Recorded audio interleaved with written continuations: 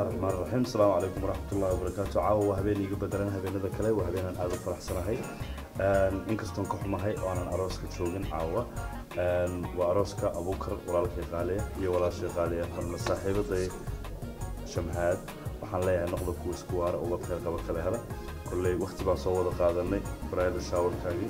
أنا يهوب عاونا نكون أهاتو هبين ذا كاجا فرحة طبعا أنا جالس يدور كله وهبين فرحة طبعا فرحة دينا هالكنا كتاب سنة. I love you both guys إن شاء الله تعالى وأنا سرك دورنا نقض كوس كوار أو بخير قبل أولاد سوقن وصالحة إلهي هيدن سيو آمين آمين. I love you both.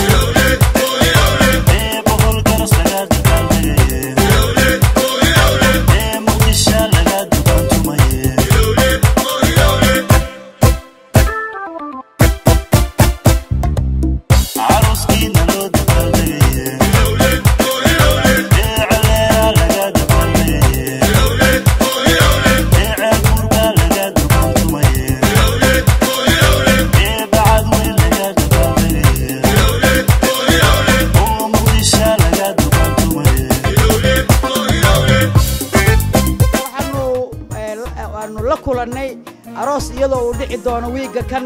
haddee nasiibkooda ayaa la kulansiiyey fanaaniintii oo dhan oo joogta Shamaad iyo Maxamed arooskiinu guurkiinu guur khayr baan leenahay gurigiinu kiinagi baan leenahay ilaahay kuwii isku baraara Allah idinka dhigo waa idin soo tahniyadeynayna bye waxaan aad iyo saray u hambalyeynaya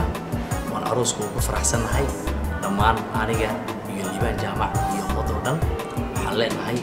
Shahmaan Cabdicaziis Elmi iyo Maxamed Ali Cabdi guurkiina lagu farax reerkiinu hawaaro ha ahaado kii jira ee ubad khayr qaba kala hela waxaan idin leenahay congratulations thank you very much habeen wanaagsan anigu aan Fartuun Cumar waxaan halkaan